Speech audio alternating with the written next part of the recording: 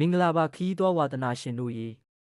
ဒီနေ့ဗီဒီယိုလေးမှာတော့မလေးရှားနိုင်ငံကိုရောက်ရင်မဖြစ်မနေတွားရောက်လည်ပတ်တဲ့ကွာလာလမ်ပူမြို့ရဲ့နှလုံးသားလို့တင်စားခေါ်ဝေါ်ကြတဲ့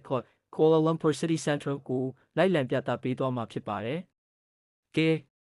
ဘာတွေများစိတ်ဝင်စားစရာရှိမလဲဆိုတာအတူတူတွားကြည့်လိုက်ကြရအောင်။ကျွန်တော်တို့အခုရောက်နေတာကတော့Cookရဲ့အသက်သွေးကြောဖြစ်တဲ့ Petronas Twin Towers ကြီးရှိမှာပဲဖြစ်ပါတယ်။အထက်ပေါင်း88ထပ်ပါဝင်ပြီးတော့တစ်ချိန်ကကမ္ဘာအမြင့်ဆုံးအဆောက်အအုံဖြစ်စံချိန်တင်ခဲ့ဘူးပါတယ်။အထက်41နဲ့42ကြားမှာရှိတဲ့ Scale Bridge ၄ပေါ်ကနေမြို့အလှကိုကြည့်ရတဲ့အရသာကတော့တကယ်ကိုအမခန်းပါပဲ။ဓာတ်ပုံလှလှလေးတွေရိုက်ချင်နေဆိုရင်တော့ဒီနေရာကအကောင်းဆုံးပါပဲ။မျော်စင်ကြီးရဲ့အောက်ခြေမှာတော့ဈေးဝယ်ထွက်ရတာဝါသနာပါတဲ့သူတွေအတွက်တည်တံ့ဖြစ်တဲ့ Serial Cook Shopping Mall ကြီးရှိပါတယ်။ကမ္ဘာကျော် Luxury Brand တွေအဝတ်ထည်ဆိုင်တွေအလှကုန်ဆိုင်တွေအကုန်လုံးကိုတနေရာထဲမှာအစုံလင်ရနိုင်ပါတယ်။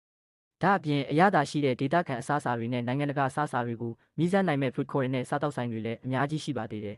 ။ဈေးဝယ်ပြီးလို့ပင်ပန်းသွားပြီဆိုရင်တော့အပြင်ဘက်က court park မှာအေးအေးဆေးဆေးအနားယူလို့ရပါတယ်။စိမ့်လန်းတဲ့တစ်ပင်တွေနဲ့ဆိုတော့လေကောင်းလေတန့်လည်းရတာပေါ့။အထူးခြားဆုံးကတော့ညဘက်ရောက်ရင် Symphony Lake မှာပြသတဲ့ရောင်စုံရေပန်းက water show ကြီးပဲဖြစ်ပါတယ်။တချင်းတန်စင်တွေနဲ့အတူကပ်ပြနေတဲ့ရေပန်းတွေကိုကြည်ရင်တနေ့တာပင်ပန်းသမျှကိုဖြေဖြောင်းနိုင်မှာပါ။ကဲ